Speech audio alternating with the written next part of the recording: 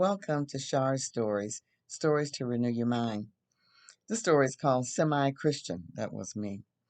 During the 80s, I was a semi Christian. Okay. I lived in New York City at the time, and I took communion sacrament weekly at Episcopalian Church. Didn't go to the church for services, but just went for the weekly sacrament. And I observed Rosh Hashanah in the seventh month. Why? For 11 years, I worked at the New York City Board of Education, and it was closed on that day. So that was all I needed to know. It was a holiday. I had no idea of the origin of tradition. I knew that it was Jewish, had the day off. That was a holiday.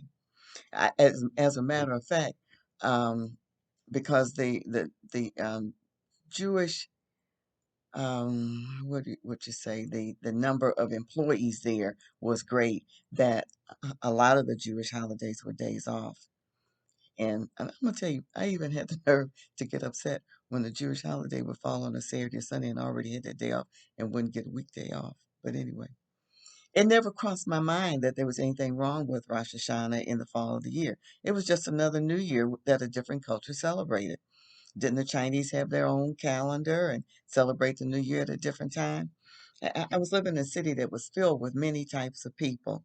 I lived in a building that was multicultural, and the Board of Ed had employees from a multiplicity of ethnic backgrounds.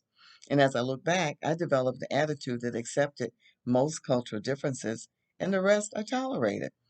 I didn't have a firm foundation in the Bible, so that anything that didn't go against the grain of my moral standards, which were quite flexible, depending upon the circumstances, it was deemed, well, if that's what they want to do, let them. It ain't hurting me. You know, ignorance was hurting me. I had accepted man's mixture of a little bit of truth with a lot of tradition. I drank Kool-Aid. The terrible thing is that ignorance is about it is that often we don't know that we don't know. That's why it's so important to seek the Father's truth with all diligence and to share with others what we have received through his revelations to us. For instance, Mark 7, 9, and 13.